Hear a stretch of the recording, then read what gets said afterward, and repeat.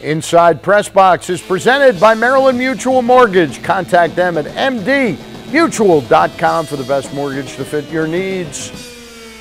Welcome back, and there are just 3 weeks left until the 136th running of the Preakness Stakes. And to learn more about the plans for this year's race, I took a trip to Pimlico, Old Hilltop, and talked with Tom Chuckas, President and COO of the Maryland Jockey Club.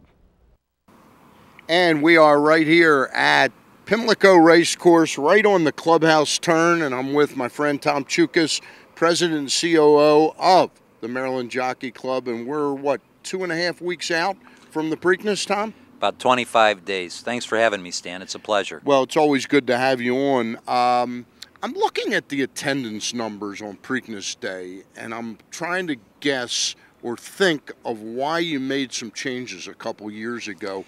Did it get to the point where it was almost too crowded, where from an actuarial standpoint you were just going to have a few more knuckleheads than you needed out there, Tom?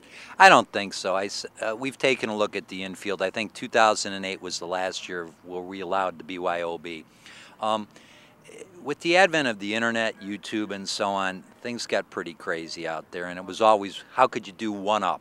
You know, in 7 somebody did A, so how do you do better in 08? And it just got to the point where I was concerned about the environment in the infield. I was concerned about, let's call it the wild, wild west out there. And I just thought, you know, this is the Preakness, majesty, elegance, and so on. How do I create, or how do we create, an entertainment venue out there that is worthy of the Preakness? And you've seen over the last couple years where we've changed. We have music in there, 2 stages, the main stage in the Jägermeister, volleyball, cornhole, wagering 101, just a whole series of events so you can come out, have a great time, and enjoy yourself.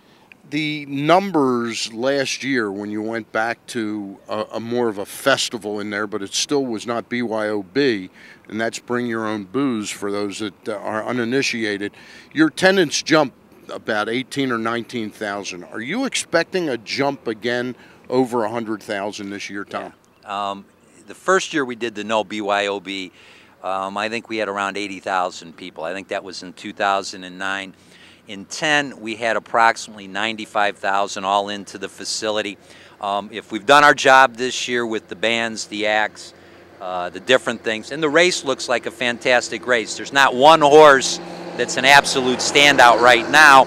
We should be, I'm hopeful, over 100,000, maybe 105, 106. When we get to the actual eve of the race, how much does the weather actually play into who's going to show up on Saturday, or is it kind of appointment entertainment once that you get that close? Well, remember, I've said all along there's about 7 or 8 properties within the facility.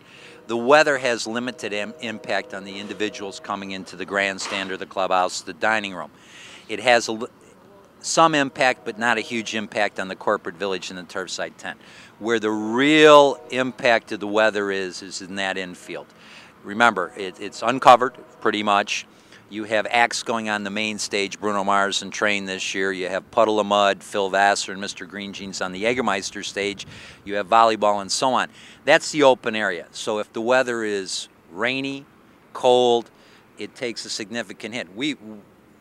As I look back in the past, prior to the BYOB, you could be hit by 30–40%. Yeah, it's a big one. Tell me a little bit about the genesis. Last year you had Get Your Preak On, okay? This year you have Kegasis, which I think are 2 ingenious ideas, Tom. Well, let's start from this premise. You've always been pretty vocal about the marketing, and so's everybody else, about horse racing, the Preakness, and so on. That it's old, it's stodgy, it doesn't attract a younger demographic. So what we've tried to do the last 2 years, within 10, we did the Get Your Preak On. We tried to elevate it and make some changes, keep it fresh with the Kegasis in 11. Remember, Kegasis is the mascot of the infield. He is not the mascot of the Preakness. The Preakness. Yeah. The Preakness, the race stands on its own. Okay, that demographic that we're trying to hit is the 21 to 35-year-old, pretty much the infield demographic. He's the icon, be legendary, and so on. He's just we want a party, the people's race, the people's party. But we want responsibility. I mean, we've worked very hard and spent a lot of money to put in that infield. Checks and balances. Checks and balances. I guess you've heard me say this before: civility, harmony, and respect for your neighbor. We can have a party. We can have a great party. I mean, we've done some things this year with the Mug Club. Last year we had some complaints that didn't work well logistically. We've made tremendous changes to make it convenient and accessible to the people that have the Mug Club tickets, so it's a pleasant experience. But I will tell you again, we have checks and balances out there. People can have a great time, enjoy themselves, but you're going to stay in control. Tom, the Triple Crown has eluded us, what, for now, since 1974 with Affirmed, or 78. 78 with Seattle. Affirmed. Affirmed, okay. What would it mean for racing as a whole entity to have someone win the Triple Crown? It's a huge deal. If you've seen now, NBC has repicked up the three properties. Yep. They have the Derby, the Preakness, and the Belmont, all on one station. That's huge. As you well know from the racing perspective, having a Triple Crown horse that wins the Derby, the Preakness, and goes on to Belmont, it tends to carry through the whole year. So it generates people not only that are racing aficionados, but it also brings people in, and it kind of gives them the excitement, the pizzazz, and so on, that there's something to follow for those 6 weeks and hopefully through the rest of the year leading up to Breeders' Cup.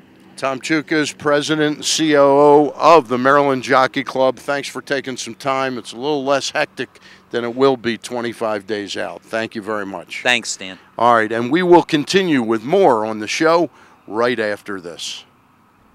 Summer will be here before you know it. So now's the time to plan. Check out the PressBox Summer Camp Guide at PressBoxOnline.com. Review local camp listings sorted by sport and find the one that's the right fit for your kids.